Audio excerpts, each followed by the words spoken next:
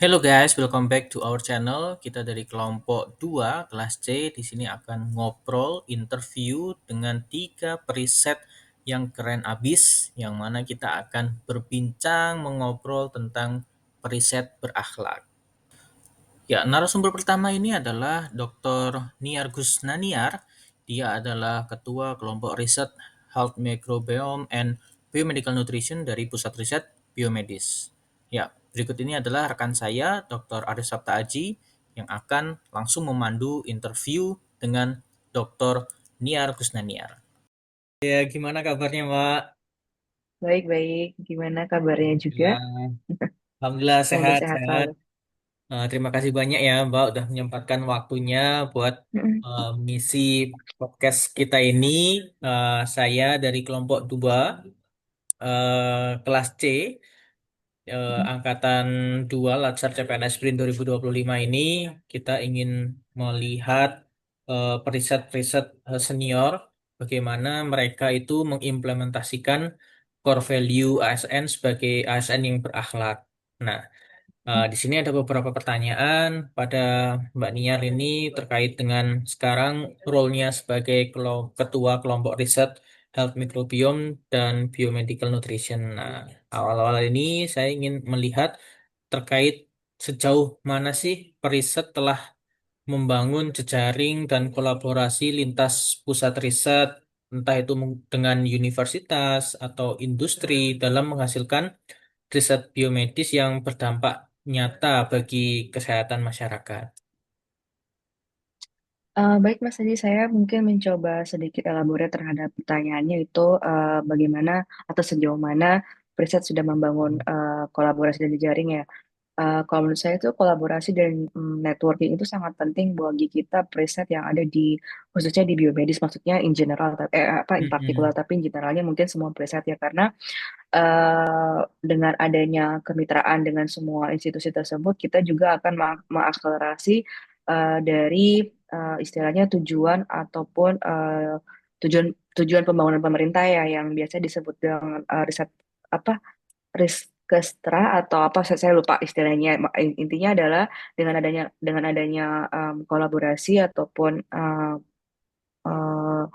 networking antar institusi itu lebih akan mengakselerasi percepatan dari impact riset yang kita lakukan.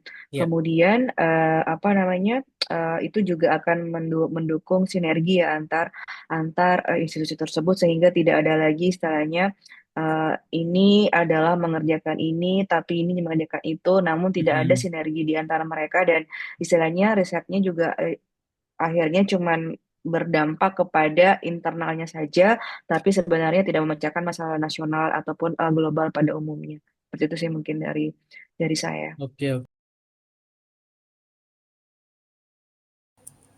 Selanjutnya adalah Dr. Budi Perwara yang akan diwawancarai oleh teman saya Selamat datang Mbak di Cut podcast ASN Ruliana. Berakhlak. Bersama saya Cutruliani, peserta Latsar CPNS BRIN Angkatan 2 kelas C.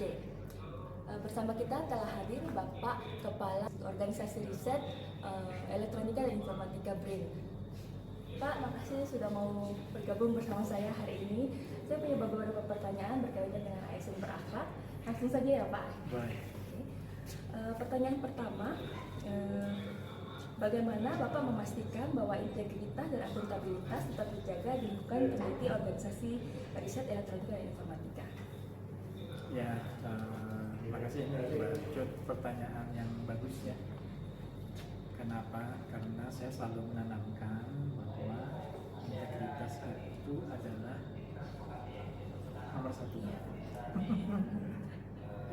Baik itu di level manajemennya, para KCN, maupun tentunya di para riset.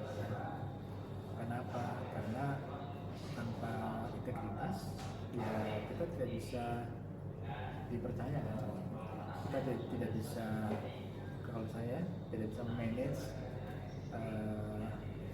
tidak bisa manage yang lain.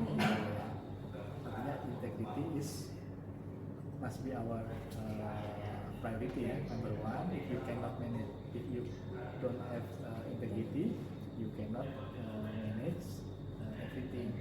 Demikian juga riset, bagaimana saya memastikan ya kalau di BRIN kita sudah ada khususnya di ORE ya, kita sudah ada apa namanya peta kelola lah ya, yang kita mulai dari tingkat riset, level riset, kemudian level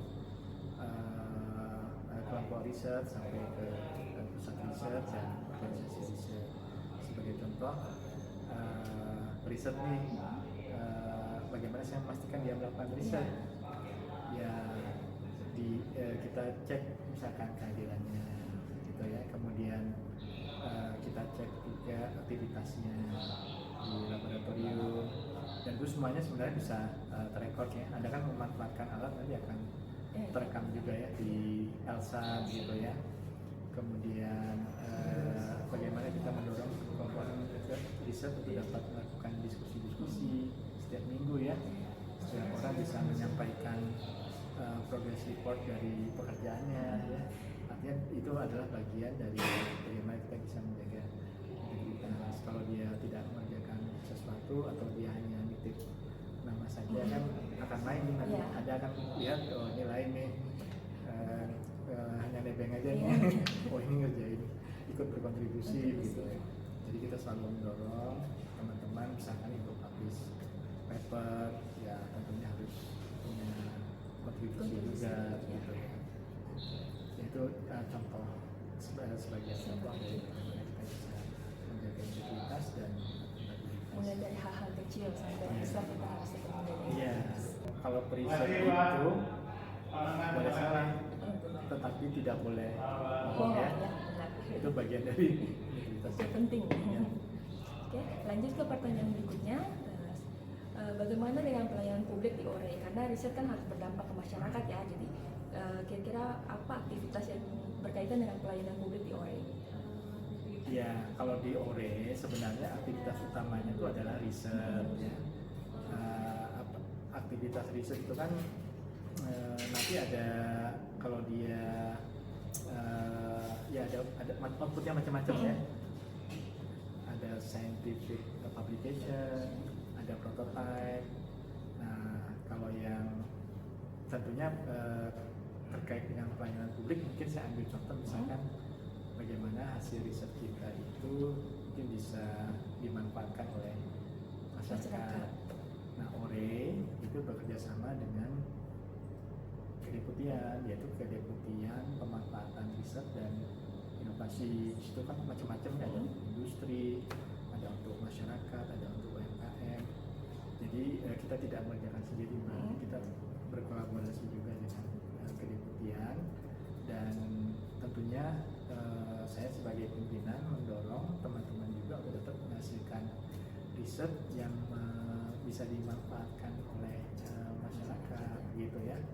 Tidak hanya setelah selesai membuat sesuatu disimpan, Mbak Cut bikin sensor deteksi penyakit DBD udah selesai ya udah disimpan di gudangan, nggak gitu. Kita pengen supaya itu sampai menjadi produk yang memang dimanfaatkan. Makanya ada kerjasama dengan kedeputian untuk bisa mengintroduce ke industri dalam bentuk